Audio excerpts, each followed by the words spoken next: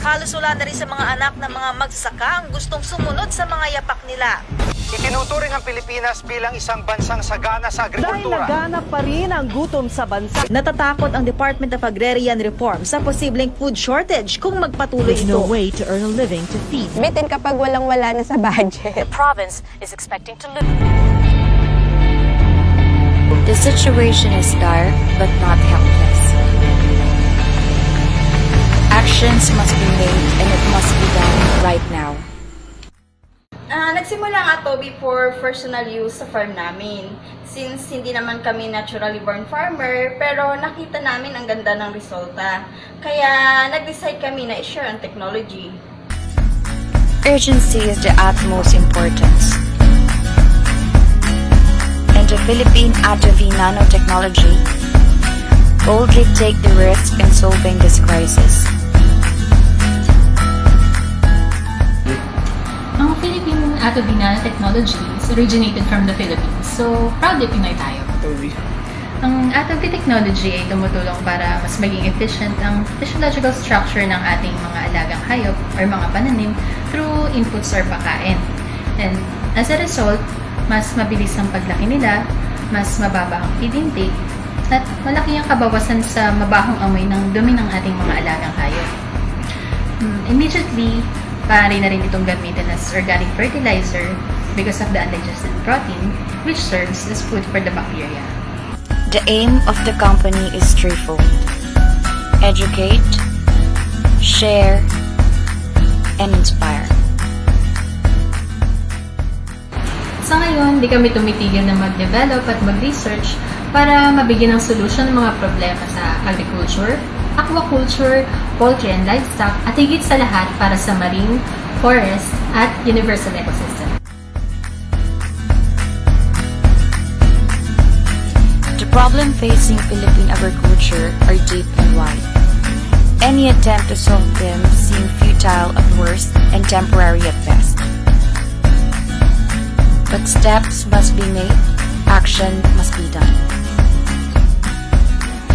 The Philippine Atavy Nanotechnology is at the forefront of initiating change and invites you to be part of this solution.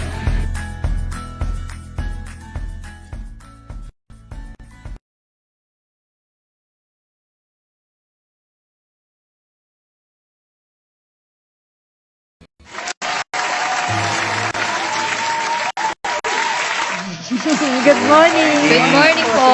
Yes. Nagulat kayo, no? Andito kami. Ayun. Good morning po sa Okay, lahat, good sa morning ating po. mga netizens. Nandito po uli kami. Kasama ko po si Miss Ana, ang Yes. ating animal nutritionist. Si Miss Ann. Hi. Ayan po, tsaka ang aming tech staff, si Sir Daryl. Good morning po sa inyo lahat. Yun lang, wala si Magic Hands, kaya hands ko na. Ikaw na lang, Yeah. Magic. Okay. So, ang paksa po natin ngayon, di ba, mga partners, ay nematodes. Yes. At iba pa, syempre, mga sakit sa ating mga root crops. Ano ba talaga yung nematodes, ma'am? Yes. In layman's term o sa paningin ng normal na bata, ano ba ang nematodes? Pasintabi po muna sa Ayun. mga kumakain, nagluluto, dahil sa ito po ay pag-usapan natin ay mga parasites. Or Bulate. bulate. Ayan. Worms. Worms. So, ipakita natin yung picture. Sample lang kung medyo, kung makikita natin in Yan, zoom closer, natin, Yan po yung carrots at saka sa kanan ay kamote. Mhm. Yan, may mga tama po na nematodes Oo. yan. Pag napapansin niyo po, pag namamalengke po kayo, mayroon kayo nakikitang spots, o kaya butas, o kaya Butas. may malambot na part dun sa area yun. Yes. Mukhang okay naman siya, pero ba't dito parang nabubulok? Parang may katas, oo. Yung kumakatas. So, Kulay ito po itim yung- or brown yan. Yes. Oo. So, ito po yung mga pinagdaanan o tiniran o na-infect ng nematodes. So, hindi na po siya pwedeng kainin pagka ganun. Yan, pag-usapan natin Yan yung lasa na. May lasa yan, may lasa yan. Nakatikim ako nun eh. Ako din, Oo, lalo na sa kamote. Yes, kamote. Sa amin, ang tawagin niya, pag may ganon, tanga. Ma'am, pakiulit. Bakit? Tanga. Alam ko na ang tawag sa amin. Sa amin ang tawag ay ulalo. Ulalay. Wow, iba-iba. Oo. Yun yung bago mag-ulalay? Haga ulalu. Yung sa amin tanga, pero sa pronunciation baka maiba. Oo, tanga. Medyo Tanga. matagal-tagal. Tanga. May Tanga. pause, may pause. Oo. Okay. So, yung mga ugat din, halimbawa, katulad yung nakita yung carrots, para may mga bilog-bilog, para may pumasok sa loob doon sa mga ugat nila, yan ay nematodes, namahay sa mga ugat. Pero karamihan po kasi na nai-infect na nematodes, ito po yung mga crops na nababaon sa lupa. So, iisip yung tao, root crops lang po ba? May i-discuss po natin kung ano pa ba yung mga crops na na-apekto ng Tinatamaan ng nematodes. At Oo. kung masama ba ito sa tao. Oo. Pero for the meantime, merong mga solusyon na ginagawa yung iba natin mga kababayan. Traditionally. Yes, yes. Oo. Yun yung ipapakita natin sa next slide. Okay. Yan po. Siguro, nababasa Zoom in nyo rin, natin. ano? Zoom in natin. Yan. Yan. Nababasa naman siya.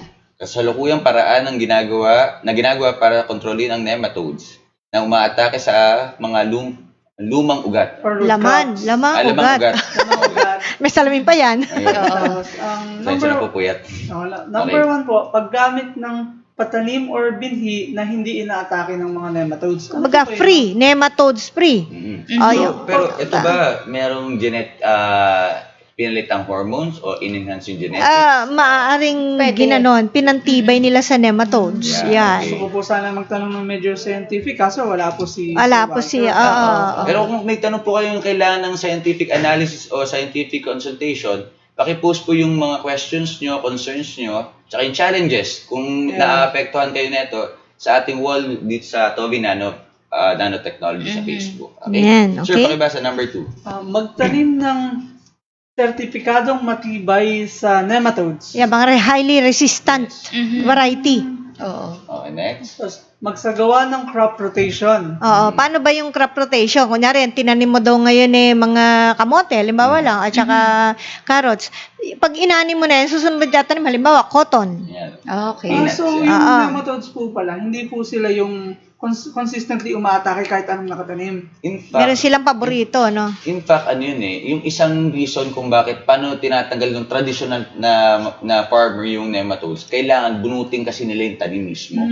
So pag binubunot nyo yung tanim, na-expose sila sa init, namamatay itong mga to. Since ang nipis lang po na ito, kala nyo, yung itsura na ito parang sinulid. Na puting-puti. Oo, okay. So yun. So mas maganda, nagpapalit ka talaga ng tanim para natatapon mo yung mga na-infect na root crops mo, tapos papalitan nyo ng bago. So, yun ay conventional and at present, yan ang ginagawa nilang Yes. solusyon. And, of course, yung nakasana nila, nematicide, yung gamot. Gamot. Bibili lang sila, ipang spray nila, namatay ang mga nematodes. Pero yun, paano yung mga nagsasabing organic farming, yung mga ganyan? So magsaspray tayo ng mga ganito klase mga Parang hindi na siya pesticide. organic. Oo. So, tapos yung mga sinasabi nila na, although hindi natin makokontrol yung binhi, kasi sometimes yung available sa market, Yun lang. ito na yung medyo pinaganda. Correct. Na mas matibay na pro-human naman. Mhm.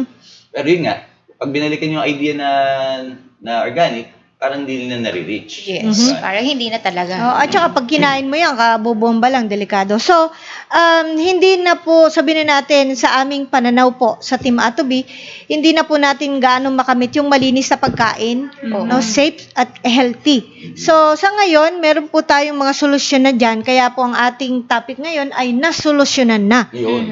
Oo, yun talagang solusyon. Oo. Ang naririnig natin ngayon. Correct. So, sa mga nagtatanim, meron tayong papanood na video. Sa mga nagtatanim po, paki-emphasize po yung mga crops. Baka mamaya nagtatanim po kayo ng luya, sili, sibuyas, yung mga ganyang mga crops po. Meron po tayong isang kaibigan na tiga rito sa Batangas na sana eye-opener kung anong ginawa niya sa kanyang pananim at kung paano na-survive yung kanyang tanim ng panahon na to. Panoorin po natin.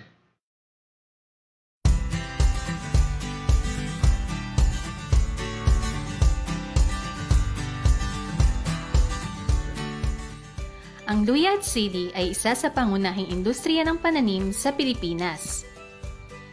Sa tulong ng Atobi Technology, ating alamin kung paano natulungan ng technology ang isa nating kababayan na dumadanas ng problema sa kanyang pananim na luya at kung ano ang naging epekto ng technology sa kanyang mga pananim. Ako po si Polly, taga San Francisco, Santo Tomas, Batangas. Ito po, ang bukid ko, halos 5 hektarya.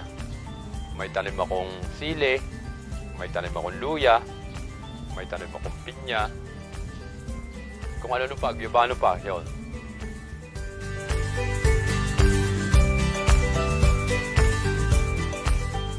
Nung nakaraan, nagtanim ako ng luya nung May.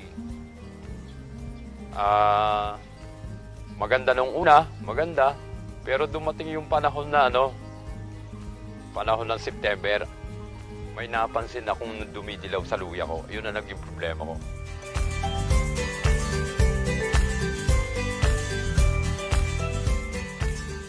Ang nematodes ay isa sa malaking problema na sumisilip ng mga pananim sa mundo.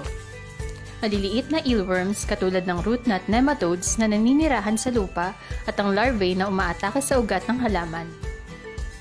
Ang nematodes ay pumapasok sa loob ng ugat at nagsisimulang magparami na nagre-resulta ng pagbara ng mga ugat. Sinisip-sip ng nematodes ang tubig at nutrients na galing sa ugat papunta sa halaman na nagre-resulta ng mabagal na paglaki at ang mas malala, pagkalanta o pagkamatay ng mga halaman. Ito yung luya na may nematodes. Mapapansin ninyo, patay na ito. Tignan nyo, dilaw na dilaw.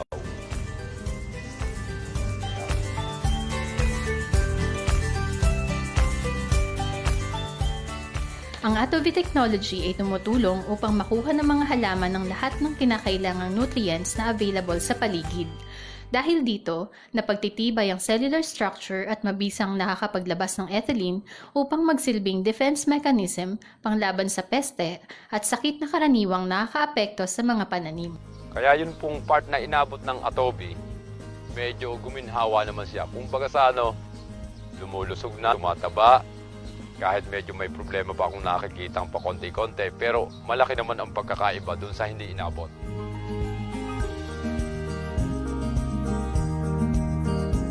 Ang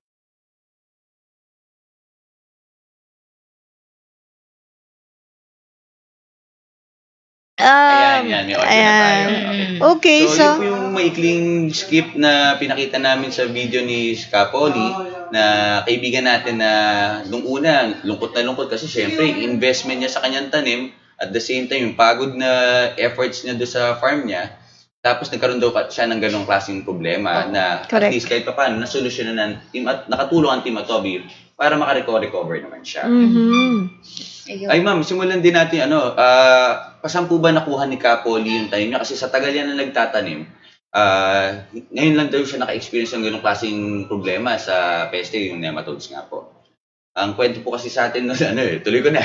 Ang kwento po sa amin, binaha po siya. Kasi ang tanong, saan nanggaling? Dumayo ba to? Sino ang carrier neto? So, ang kwento po sa amin, based dun sa observation ni Capoli, binaha yung kanyang farm. So, yung bahay yung galing sa kanal. Yan. Yung mga waste material na galing sa tao. So, pagkadaan sa kanya, napansin niya nung nalulusaw na yung kanyang yung luya. So, yun. So, ma'am, ano magandang treatment o yung treatment na tinuro natin kay Capoli para ma-survive naman natin yung kanyang mga luya? Yun. Ang ginawa niya kasi, nagtunaw, nakita rin sa video, nagtunaw siya ng Atovi doon sa isang drum. And then, in-spray niya tuwing hapon. So, pinagtyagaan niyang isprayan yung mga infected na luya, and then yung iba, in-sprayan na rin niya doon sa mga sili. So, after a week, nagkaroon na ng resulta na gumanda yung mga luya. Napapangiti na siya kahit pa paano doon ang bawi-bawi. Yun. So, kung kayo po, nagkakaroon po kayo ng ganitong issues, yung nematodes nga po, sa mga tanim nyo, either sa root crop or sa fruit-bearing trees. Sa lahat. Sa lahat. Pwede niyo po subukan yung sistema na ginawa ni Capoli para maalagaan lang niya din yung lupa. Na-control. Next, ma'am. Okay, so, ini-imagine nyo siguro kung anong itsura ba niyang nematodes na yan. Nabanggit na rin namin kanina na meron pong microscopic o hindi nakikita. Meron din namang umaabot ng ilan laki niya, sir? 2 inches. Yes. Medyo mahaba rin, no? Yung tumama kay Capoli ay half inch. Maliit lang siya. Plain lang siya. Wala po mga kaibigan na mga gatla-gatla or segments. Walang segment. Sa kapag gininom mo siya, madaling mapisa. Pasintabi na po sa mga kumakain niya. Saka, pero huwag po kayo matatakot kasi kasama na po sa nature yung mga nematodes o yung mga worms na nakikita natin. Nasa pamamaraan lang po ng management at treatment, Tsaka observation, syempre, kung hands-on ka, mas makapag-react ka Oo. agad sa ating mga tanim. Mm. So, kasama na po, wag po kayo matatakot dyan. May paraan naman po yan. Mhm. Okay? Ayan, Next. siguro i-forward natin. Okay, next, Ayan, ma'am. yan na nga yung binabanggit natin na para ma-describe sa inyo kung ano po ba yung nematodes. Nematodes. Oo. Ang sabi po dyan, ang nematodes daw po are small, slender worms. Typically about 5 to 100, hindi ko po alam. UM. UM, thick, and 0.1 to 2.5 millimeter long. The smallest nematodes are microscopic, while free-living species can reach as much as 5 centimeters. Pero yun, laki po nun. Laki nun, oo. 2 inches. 2 inches po yun. Oo. At yun na nga ay para siyang sa tao, ascaris. Iyan. So, yun. And of course, may mga sinasabi mga expert dyan. For example, yung traditional na ginagawa po natin sa pag-manage ng nematodes, yun nga sinasabi nila, yung nagpapalit-palit ka ng crops every cycle. Oo. Ang reason po na ito, kasi po, talaga ang nematodes, namamahay po yan sa ugat. Naninipsip po yan ng nutrients na nanggagaling sa halaman. Correct. Na ito yung sumisira sa mga ating tanim. So, ang ginagawa ng iba, bubunutin yung buong halaman, pati ugat, tapos tatapon. So, yan, mamamatay ang nematodes yan kasi wala siyang kukuha ng pagkain. At the same time, pag nainitan naman ng araw, kung sa araw siya kumukuha ng pagkain, namamatay na yan. So, madali siyang mamatay. Tapos, talagang kinukultivate natin, tinitil natin yung lupa para mag-expose siya sa sunlight. Madadry ka agad siya. Napakanipis lang po nito. Katulad ng sinabi kanina, 0.01. 0.1. 0.1. Oo, Napakanipis po nun. Oo. So, Parang sinulid. Yan. yes. At saka, ang nematodes naman po ay sa lahat na meron sa hayop, sa Yes. tao, Oo. lahat yan. Kaya lang po, sa ating agriculture, problemang malaki yan sa mga nagtatanim ng root crops. Kasi Okay? nasa ilalim din mo pa Sa yun. ilalim, hindi kita. Oo. Okay. So, iba-iba po ang tama ng nematode sa mga halaman. Siguro i-forward din natin ng kaunti pa para malaman natin yung yan, of Ito, course. So, Okay. may mga iba't ibang klase ng nematodes, diba, Miss Ana? Yes, maraming species yan, katulad ng tinatawag na pin nematodes, sing-sing nematode, yes, stubby root nematodes, at yung dagger nematodes, at isa yung mint nematodes. Ayan. Pag dagger, yun yung may butas-butas yung mga patatas nyo, Oo, yung kamote nyo. Lesion ba o lesion? Lesion, yung parang sugat sa balat. Diba? Parang ano yung nematodes na alam mo na kumakatas yung anong nematodes yung nakapit? Root knot. Yun nga po yung tatanong. Pinabubulok. Common, di ba? Oo. Lalo na sa sibuyas. Oo. Ayan. Pag ginan mo, malambot. Pero ma'am, ang question, ano ba effect ng nematode sa tao? Once pag halimbawa nakain mo siya. Well, of course, parasites yan. Kung yung halaman na kinain mo merong itlog, transferable na sa'yo. Kaya nga balik natin yung slides,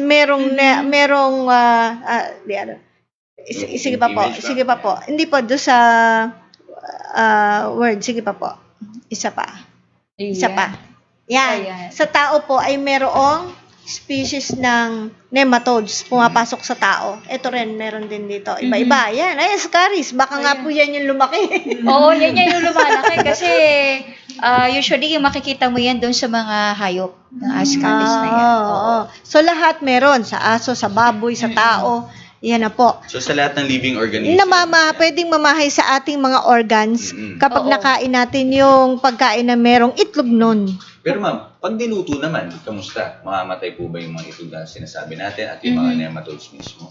Pag niluto na, yun ang hindi natin alam kung Kasi kaya niyang ang mabuhay. pagkakaalam ko dyan, may kanya-kanya na may sa sobrang init, namamatay. Pero yung may iba, hindi. Kung kaya ba ng acid, ng gastric acid ng tao. Ayan, oo. So, for example, ma'am, nakain na siya natin, nakapag-reproduce siya sa sistema natin. Ano po kaya yung magiging effect nito sa tao? Of course, sisirain ang organs mo. Yes, number one. yes. Tapos, Di ba may mga taong para bang buhay na, patay na buhay. Oo. Kasi sa loob niya, napakaraming buhay na parasites na kinakain siya. yes. Di Di ba- ba fresh eating pa? Oo. Tapos di ba may nakikita tayo, lalo na doon sa media, sa network. May video doon na inoperahan yung isang tao, nakita mo, ang dami niya Oo. doon sa may heart. Makita mo, pati doon sa bituka. Pero pasintabi po. Talagang dami. Yung iba sa aso, yung heartworm. Yeah, Yes. Yun. Nako, delikado yan. Delikado. Oo. Sana po merong... Delikado talaga kasi bibihira Totoo. talaga. Mm. Dapat kailangan ng kaagad, ma-prevent kaagad. Kaya Correct. meron Oo. tayong tinatawag na deworming. Kahit sa mga alaga natin baboy, yan, Oo. since lalo yan, nakayapak yan eh. Oo. Nasa, either yung iba nasa lupa, nasa Okay. cement. Yun nga, sa farm management, very important po ang cleanliness talaga. Oo. Kasi para ma-prevent po natin yung mga ganitong parasites na pumasok sa ating mga alaga, Yes. so napaka-important ng role ng farm management yung cleanliness. Oo. Saka rin, delikado yung mga insekto kasi dito sa aso, yung heartworm, ang carrier po ng lamok. Yes. Iyan. Of course. Yun. So, ito pong nematode sa pinag-uusapan natin, bukod sa kalusugan na aspeto, yung kita. Okay? So, minsan hindi mo napapansin, pag hugot mo ng ganun, bulok na pala lahat. Oo. Okay? Sayang. So, ano ang mga symptoms? Well, some of those symptoms are naninilaw ang mga dahon, okay? Or stunted growth. Yan. Pero yung iba kasi mga palatandaan ko, baga sa sakit ng tao, parang pare-pareho lang eh. Oo. Hindi mo alam kung ano talaga. Pero kasi yun nga, ma'am kasi kaya po ganun yung mga symptoms na nakikita natin. Yung sustansya na dapat na pupunta sa mga bunga o sa mga crops natin, Yes. nahihigop na itong mga to. Oo. So, pagka, parang sa bata, pag napansin nyo yung bata, kain ng kain, lumalaki daw yung tiyan, pero ang payat. Tapos, di ba, pinupurga. Correct. So, parang ganun yung ginagawa. So, pag merong konting mali o pagkukulang, may requirement, kumbaga yung ating mga tanim, so, mapapansin nyo kagad po doon na baka nga may nematodes tayo. So, katulad po ng ginawa ni Kapoli, ang hingi po ng tulong sa Team Atobi kung paano solusyonan, sabi, subukan po natin, baka makatulong po tayo at magawa natin ng paraan. Sa awa naman po ng Diyos, okay naman siya at nakaka-recover naman si Yes. Kapoli. Oo. Importante mga partners, mga kaibigan na nanonood ngayon ang complete and sabi nga consistent monitoring ng ating mga tanim. Tapos huwag niyong kalilimutan maglagay ng abono o pataba kasi yan ang pagkain nila. Huwag kayong umasa sa sustansyang nasa lupa lamang dahil nawawala yan, nauubos yan. So you have to replenish. Plus of course, palakasin natin yung ating tanim. Of course, the technology can help you. Oo, para hindi niya, sabihin, hindi siya matalo ng mga virus na to, parasites and everything, hindi lang nematodes. Tama. So, kikita tayo pag nag-survive ang ating tanim. May mga normal test po kami, lalo na po dito sa may bandang, sa may bandang Mindoro. Last week po, may kausap ako. Nagtataka siya, but yung 7.5 hectare na property niya ng Palayan, ang hina-harvest lang niya, una daw, nasa around 500. This was 2 years ago, mama. Ngayon, ang hinarvest niya last, 300. Bumaba. Gusto niya na sumuko. Ang bago. Nagtataka siya, nagpapataba siya eh. Pero after nung last harvest niya, sabi ko, sir, magpatest ka ng lupa. So, nung tinest yung lupa niya, ma'am, meron siya, 0 pa nga eh. Nasend niya Zero what? phosphorus. Phosphorus. Okay. Tapos yung iba, napakababa ng nitrogen, napakababa talaga ng potassium. So, wala po tayong makukuha talagang sustansya sa lupa. So, ang advice po namin sa mga iba, yung pagpahingay nyo, iayusin nyo muna. Magkakayaan natin makarecover yung ating... kumbaga na-save na yung mga nutrient doon.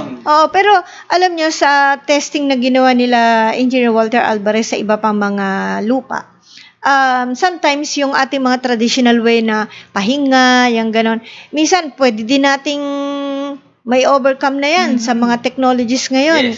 Sa katunayan, may mga lupa dyan sa bandang norte na hindi na yung traditional na sinasabing pahinga. No? Pwede mong magawang organic, sabi nga, hindi na acidic. Kasi kaya lang naman nausi pahinga dahil sa sinasabi na acidic na. Ito po yung... Diba? Lumipas para palipasin nila yung mga chemical na nailagay doon at mawala na raw. But of course, may technology na tayo na pwede pong umalalay sa ating mga kababayan. Sprayan nyo lang yung lupa. In 3 weeks, proven na po yan. Ako, na-prove ko yan. Kasi nung last Friday, bumili ako ng halaman, si Marian, saka hindi ko alam yung kulay pula, si Dingdong na lang sinabi ko. Kasi dalawa siya, naghinayang naman ako, kinat ko. So, parang may ugat akong natamaan. So, itinransfer ko sa paso. Nung Sunday ng gabi, tinransfer ko, medyo malalanti na. Sabi ko, may atobi ako sa bahay. Ay. Inisprayan ko for 2 days.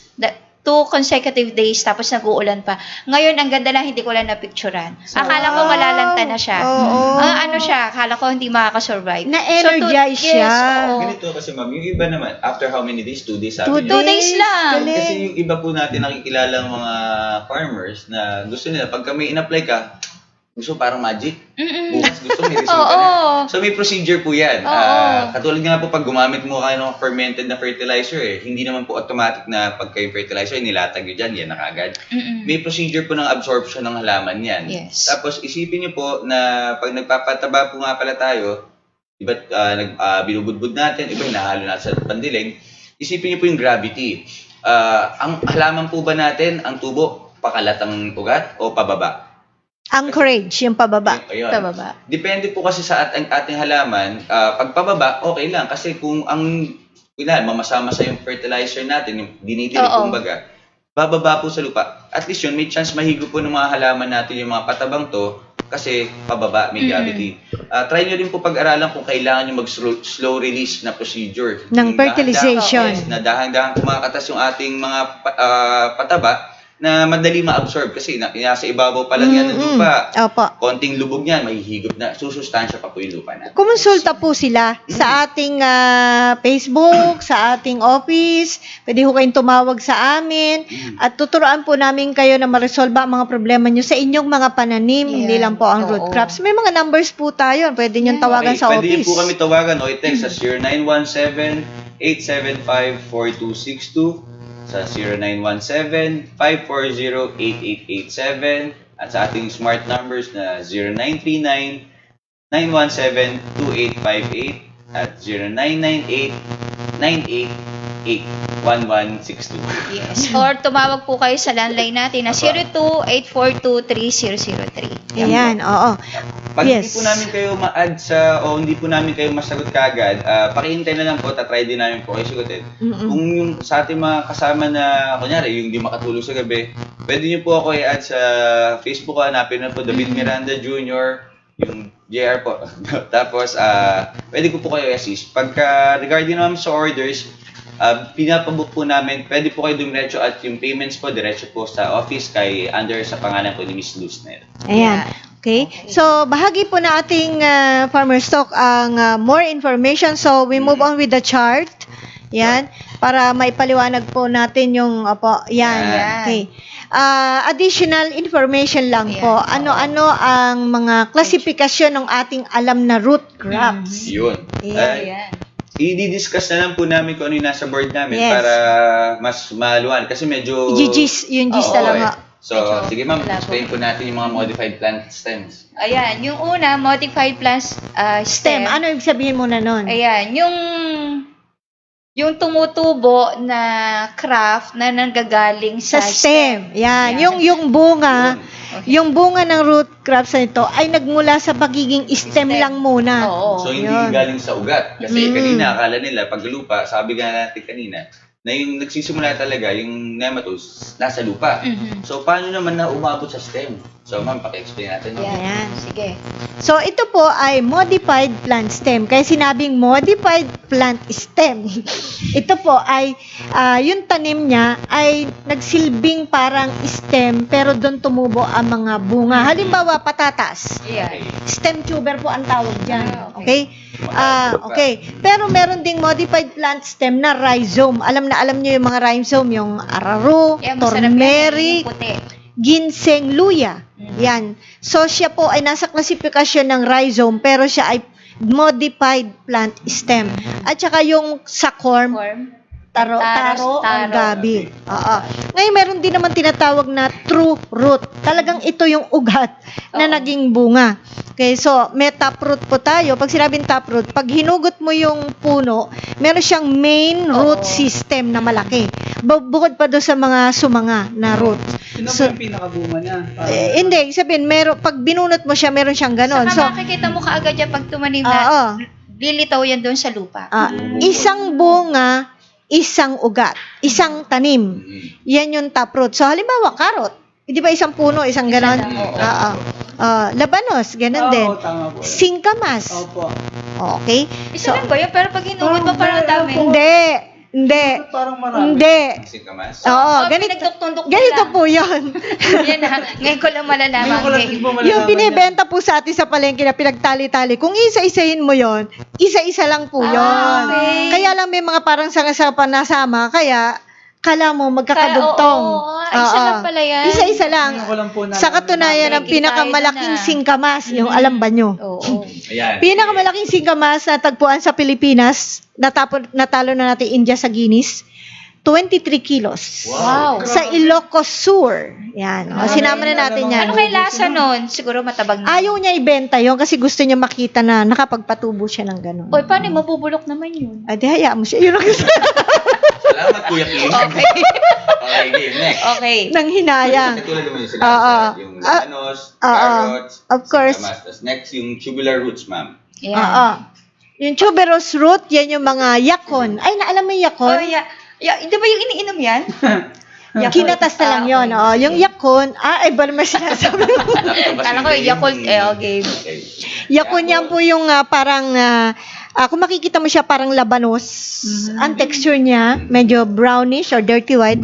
Pag hiniwa mo siya, tapos kinain mo siya matamis. Yan ang kinakain ng mga diabetic. Okay.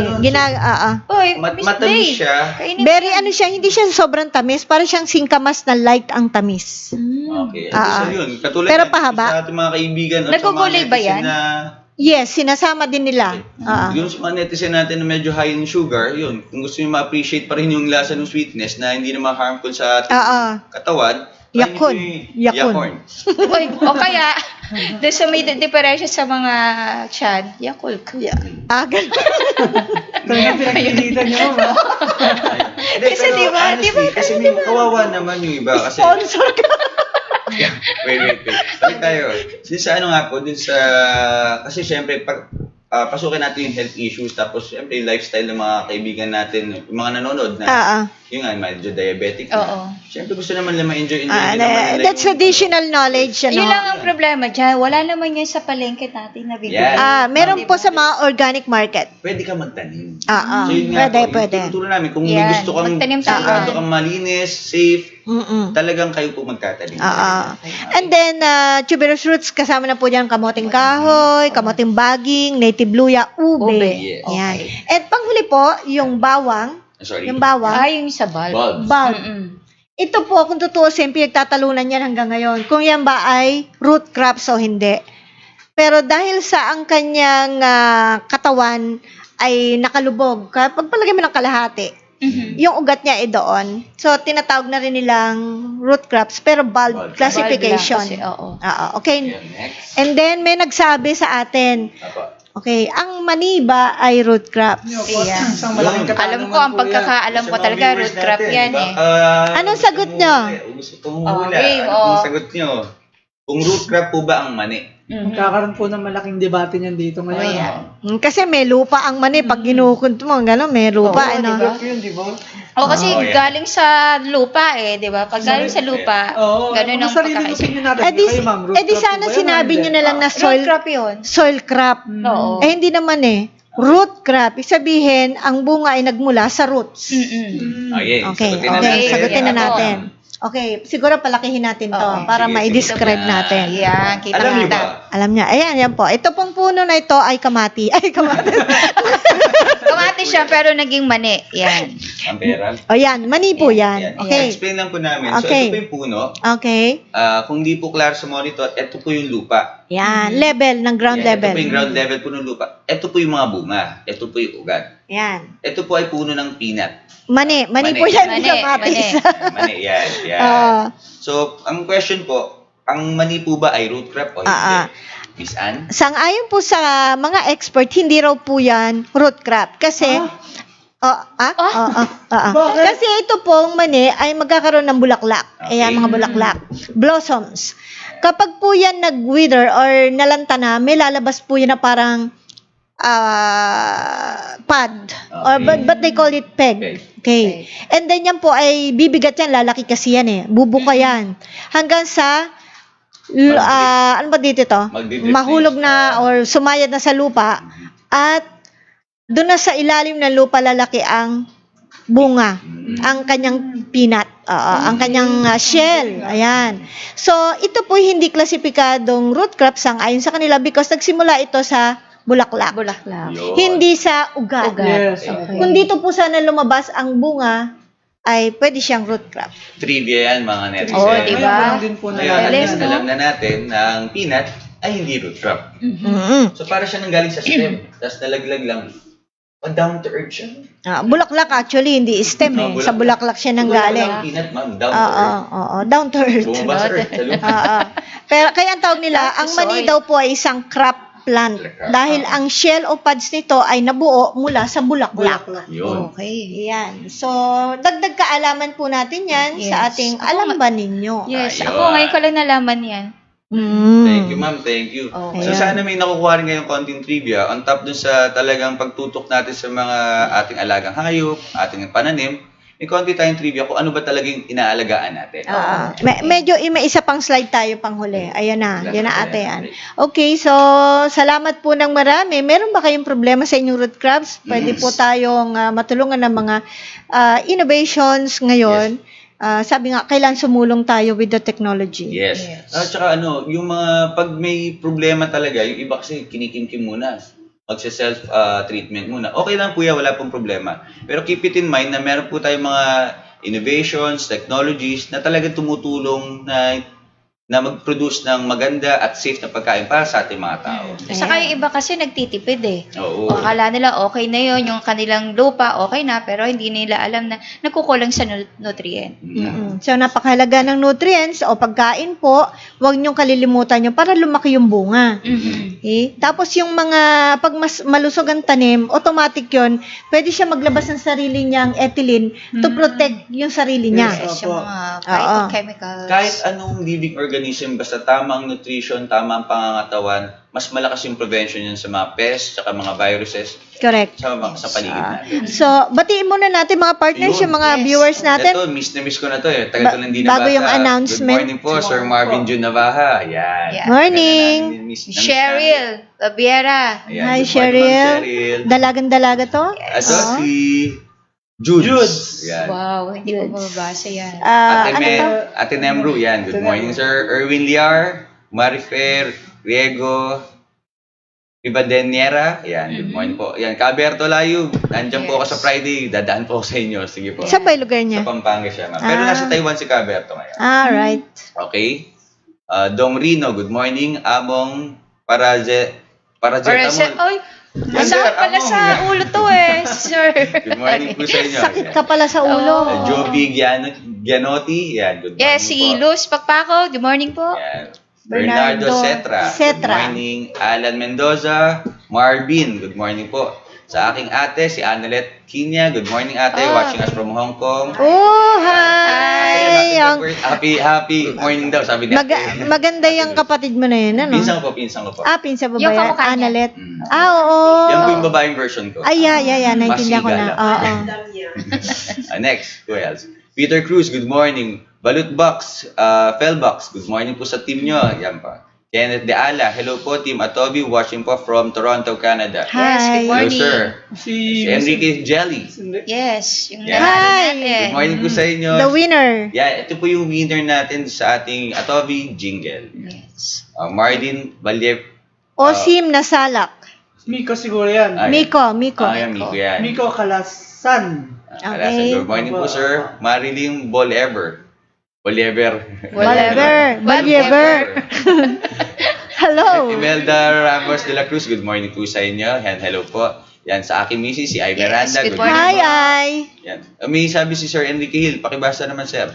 Hello, team. Sabi po ni Mr. Enrique Jelly, hello team Atovi, mabuhay po kayo. Binabati ko si Pastor Alfie, baka na nematodes yung aso mo.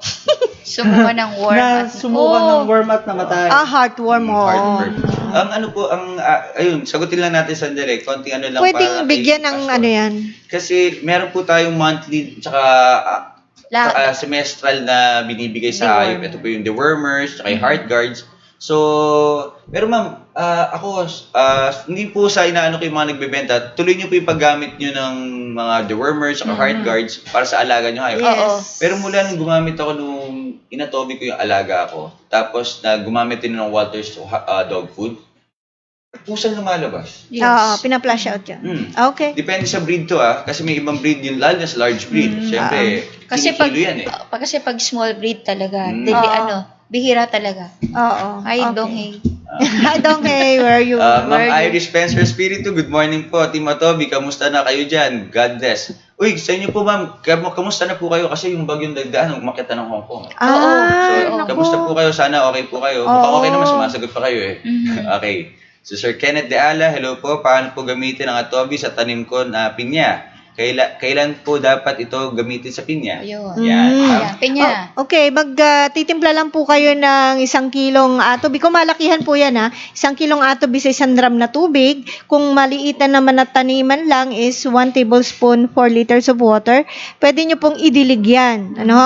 Sa hapon lamang para mas maganda po ang absorption and utilization. Idilig nyo mismo sa lupa. Yes. Oo, kasi tatamaan naman yung pinakapitan niyan. Para po yung lupa, maka-absorb ng technology and of course yung halaman nyo, magiging matibay po siya. Weekly, maganda po. In fact, doon sa mga, hindi lang po doon sa mga tinamaan ng nematodes, sa ordinary na pagtatanim, na pag-aalaga, ang reason po kung bakit dumadami ang ating yield o yung inaani na fruits, vegetables, o corn, palay, pag sobra-sobra at hitik na hitik sa protina. So meron po tayong sige ko na lang kasi ito malaking katandem po ito ng Atobi Wonder Powder, yung Atobi Nano Fertilizer. Amino acid po siya na plant-based, so hindi siya ganun kasangsang. Pero maganda, hitik na hitik yung protina binibigay sa ating halaman. Ina-apply through foliar application, sinispray lang din po natin sa ating mga tanim. May depende kung anong klaseng tanim to kasi may procedure. Ang question, kailangan pa ba natin mag-spray ng ANF o ng Atobi Nano Fertilizer pagka namumulaklak na? Pagka may bunga na? Tituro po namin, mag-text o tumawag po kayo sa amin sa 0917-875-4262, 0917-540-8887, at 0939-917-2858, 0998-988-1162, at saka pwede nyo po kayo message sa Facebook o kaya dito lang po sa ating webpage. At saka pwede po kayong pumunta sa opisina. Marami po nagda-drop by dito at pina-personal or one-on-one consultation po. Turuan po namin kayo paano i-apply ng tama para hindi naman po gastos ng gastos. Kumbaga, okay lang naman gumastos basta tama yung pag-spend natin. At the same time, tama yung timing. Tama. Yan. Very important po ang timing ng application ng fertilizer, hindi lang po lagay ng lagay. Okay. Yan. Next, ano pa yung nandun, pare? Si ate, si Miss Analet. Good morning. Analet Bernal. See you soon. Pauwi siya next week. See you, ate. Miss you all. May isa pa dito. Hi. Yun, hindi natin mabasa. Wait. Parang Yan, okay. Yan. And then? Down. Ayan. Ito si... Meron ba kayong product sa Davao City gusto ko bumili? Ma'am, meron po ba tayong reseller sa Davao? Pero po tayo dyan, mamaya, i-message po natin. I-message namin kayo. Oo. Or kung ano naman po, pwede po kayo diretso mag-inquire at mag-order dito sa office. Hanapin na lang po kung sino, actually kahit sino pong text o miss Punta po kayo sa Atobi Nanotechnology na Facebook. Yan. Pwede rin niyo po i-visit kami sa aming website sa www.atobianimalg2.com. Okay? Ayan. Si Ma'am Iris sumagot. Iris, Okay naman po. Okay naman po kami dito ng partner Yen Pacolor. Hi Ma'am Yen. Yes, good morning po, Ma'am Yen. Morning, Ma'am Yen. Okay. So, i-announce lang po natin yung free seminar ng Team Atobi dito po sa World Trade Center. Yes. Miss Ana? Yes, saan ba yan? And then, AgriLink po sa October 4 to 6. Yes. Yan po, may free seminar po tayo, yung Team Atobi ng October 6, 3:30 p.m. po ang start. Yan po. Oo, ang topic po natin dyan ay solusyon sa high feed cost. 1:5, hog budget feeds. So, savings yan ay 50% more or less. Yes. Okay. Yung Team Atobi po, talagang ang focus namin, number one, syempre yung healthy kind of food. Yes. Kasi you are what you eat di ba? So, doon tayo sa healthy. Yes. Pero sa panahon kasi po ngayon, kailangan din po natin tulungan yung mga ating kasamang nag-aalaga ng hayop at nagtatanim na Yes. kumita naman. Oo. Kasi pag di na nakakaramdam ng kita yan, Wala na. baka magsara yan. Saan naman tayo kukuha ng pagkain natin? Hindi naman tayo lahat may capability o may facility para mag-alaga at magtanim. Tama. So, tulungan din po natin itong mga local farmers natin na kumita at masustain yung kanilang livelihood. At the same time, mag-produce tayo ng mga new breed of farmers na nagtatanim at nag-aalaga na. Yes, so Local product. yes, so ito po final announcement po natin. AgriLink po ang tawag sa event. Ito po ay gaganapin sa World Trade Center. October 4 hanggang October 6, 9 ng umaga ang bukas hanggang 6 ng gabi. So 3 araw po yan. Pwede nyo dalawin ang Team Atobi sa booth number 107. 107. Makita nyo po sa lobby naman yung mga yung directory kung anong booth po kami. Pero booth 107. And then October 6 seminar po na free ay 3:30 ng hapon. Huwag kayong mawawala. Nasa ano po kami? Nasa function room Hoya. Ay, nga pala, ma'am. Free admission ang World Trade Center. Remind nyo rin po sa kanila kasi baka mamaya yung mga gustong pumunta sa atin o kausapin tayo ng Thursday, Friday, may kasamang bata.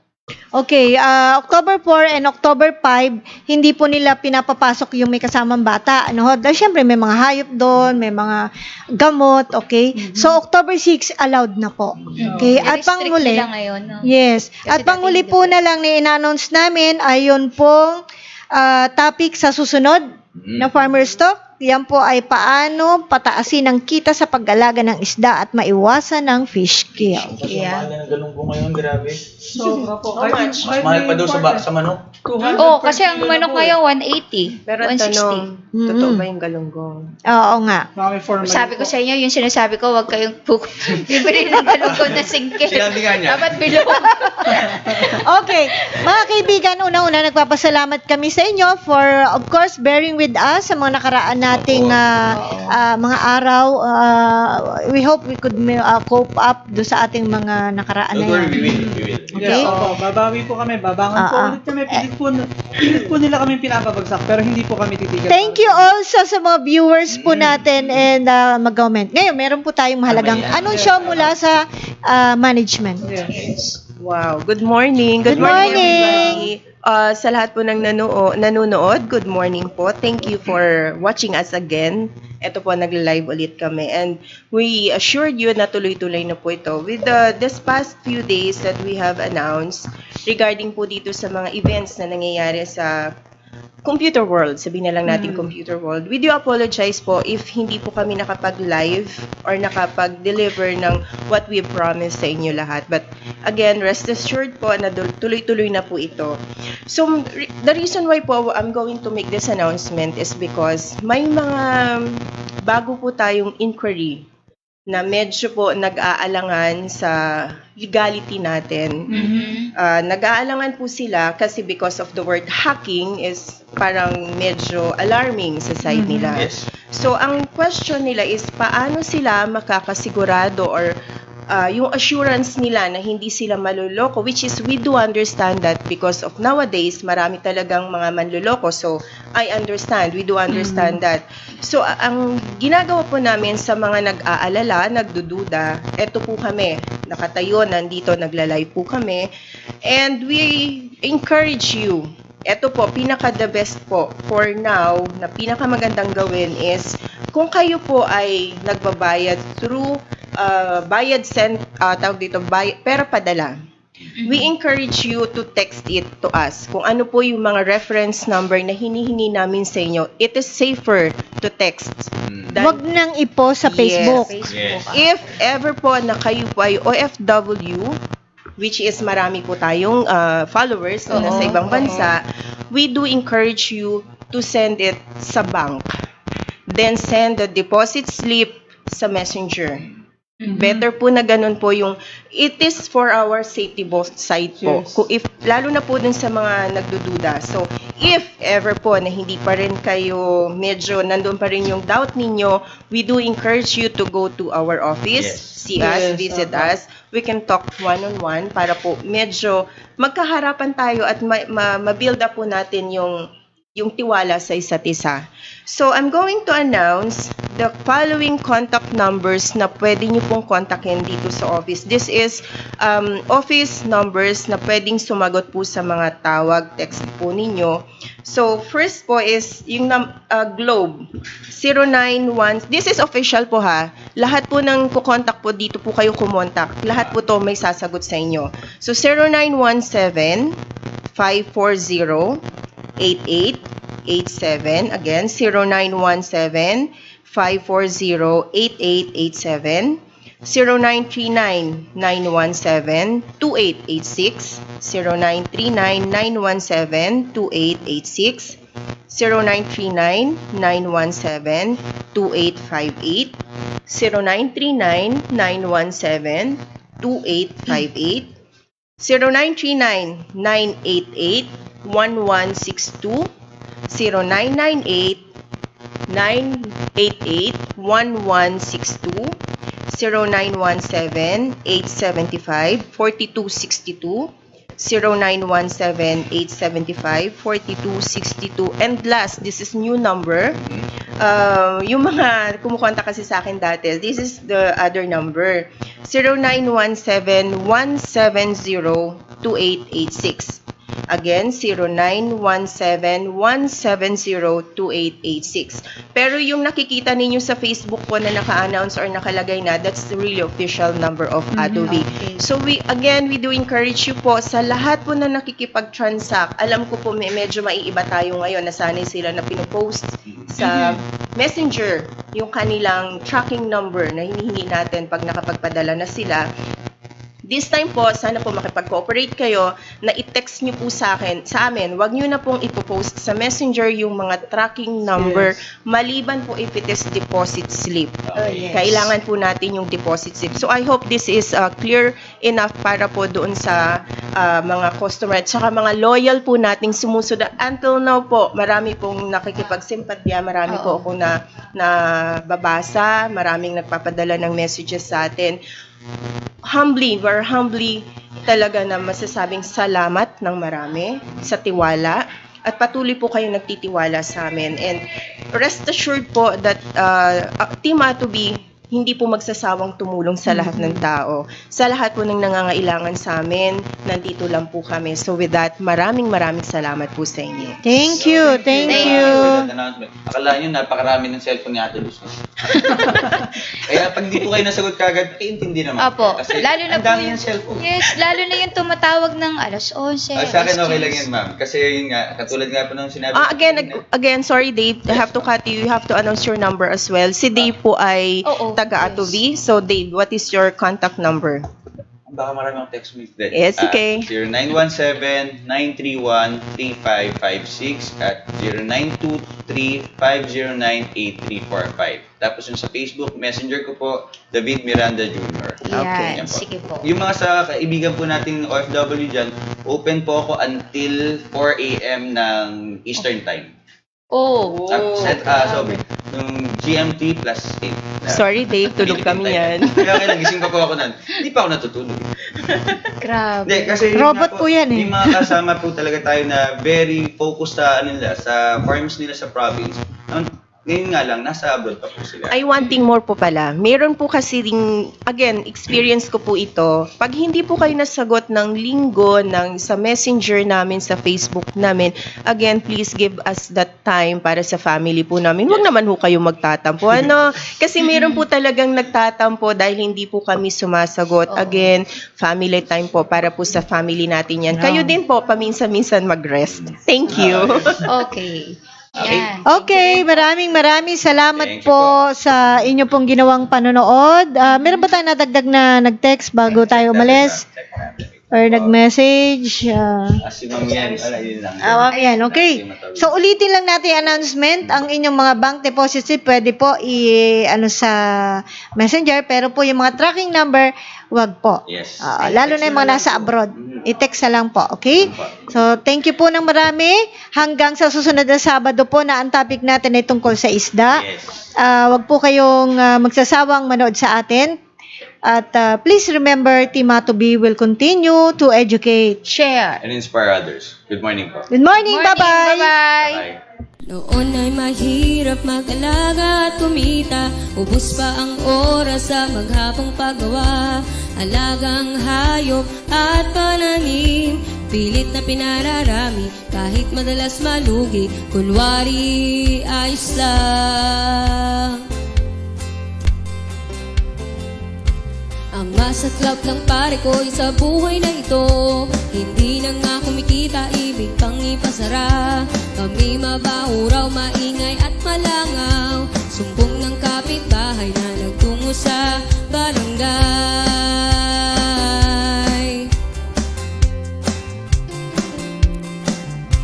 Dahil kailang kumain itong aking pamilya, hindi sumuko, hindi nanghina ang loob, determinadong ituloy, nasimulang kabuhayan, humanap ng solusyon, siguradong mayroon. Tanong dito, tanong doon, ako'y hilong talilong na, pati internet pinagod sa katatanong, hanggang sa matuntun mga nagsiyasenso. Tanong ko sa kanila, paanong ginawa nyo? Oh, oh,